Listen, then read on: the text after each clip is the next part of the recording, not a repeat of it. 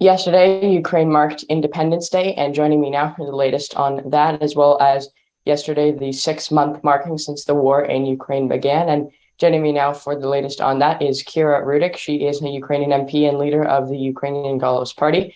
Kira, thanks so much for making the time. Let's start out with Ukrainian Independence Day yesterday. What does this ultimately mean in terms of the 31st year, Ukraine's independence? And then also, as I mentioned, the 6 month mark since the war began. Did you think you would be able to make it to this point, and how will Ukraine continue to fight and fight back against Russia? Hello, Vaya. Thank you so much for having me. Yesterday was indeed an incredibly important day for all of us. First of all, we honestly did not hope that we would get to the day, because as you remember, the whole world thought that we will not stand a chance to oppose Russia, and that Ukraine will be down like in 1 or 2 weeks.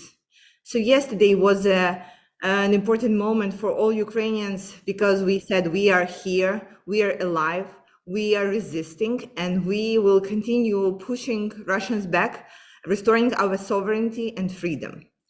At the very beginning of the war, Putin said that he will be holding a military parade at the central street of Kyiv, Khreshchatyk.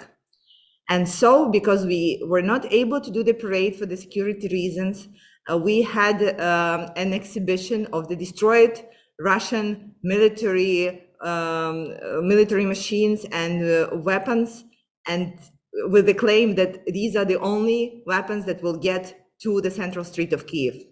And it was a fantastic and very emotional exhibition, because there were so many people there, many children, people taking pictures, and honestly, again, being happy to be alive and understanding what a sacrifice is being made by our soldiers, by men and women who are protecting us and who are actively fighting every single day. 34th independence celebration is important because we celebrate independence from Soviet Union, ultimately from Russia. And the issue is that we kind of got it very easily. We got it with the voting and with the hope of people at that time that Russia will let us go. But it did not happen. And right now we have to defend our independence with our blood and protect it with our lives. And another important point here is that what we learned is we definitely want this to end on our generation. Because you see, we are paying the price right now that was not paid 31 years ago, to make sure that we truly get independence and truly are independent from Russia. So what we definitely don't want, and what I will do everything to omit, is to let it to our children to fight this war yet again. This is why it needs to end on our generation. We'll be fighting to make sure that Russia is weakened out and destroyed and will never rise up again to threat us and to take the territories that are ours.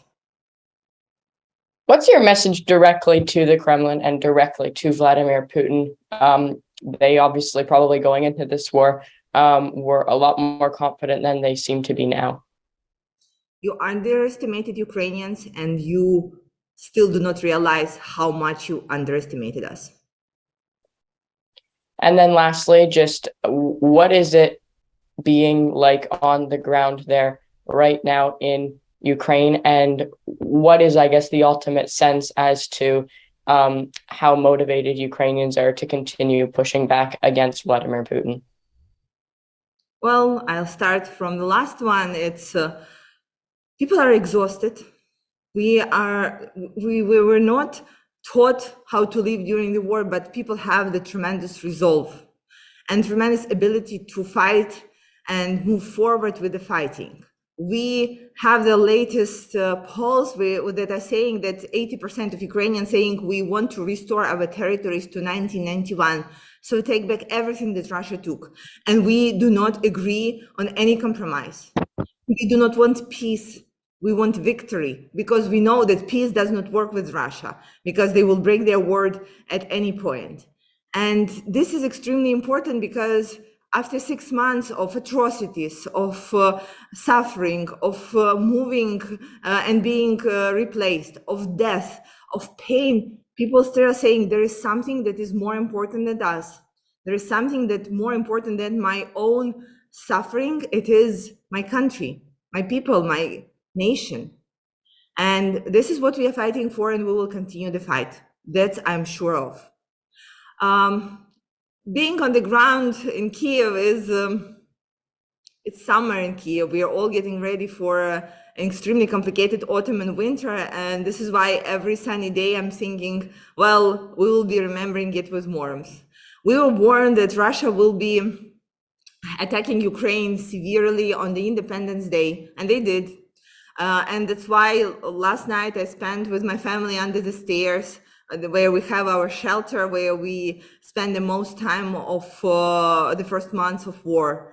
It's having the air raid siren app on your phone and always keeping it near you, because once it's on, you have to hide. It's always keeping your documents with you because there are blog posts. It's making sure that you do not throw anything that could be useful for the winter and for the refugees and for the ones in need. It's just waking up every single morning, asking yourself, like, you cannot plan for the future right now. Your future is like just a couple of days ahead, right? So every single time when you are thinking about yourself, about your family, your mind bumps onto this point, like, okay, so after the war ends, after we win, then I will. And then you bump into, okay, so when the war would end, and then you think, okay, so what am I doing for it to end faster, sooner? And then you get to do what you get to do. And I guess all of us, we understand that every single day could be the last one. We kind of learned to live with this feeling like with a very close neighbor. And that's why it makes you also make decisions fast and treasure what we have. Okay, Ukrainian MP Kira Rudik, thanks so much for your time. I know our audience and my viewers really appreciate it, and as do I. Thanks so much. Thank you, and glory to Ukraine.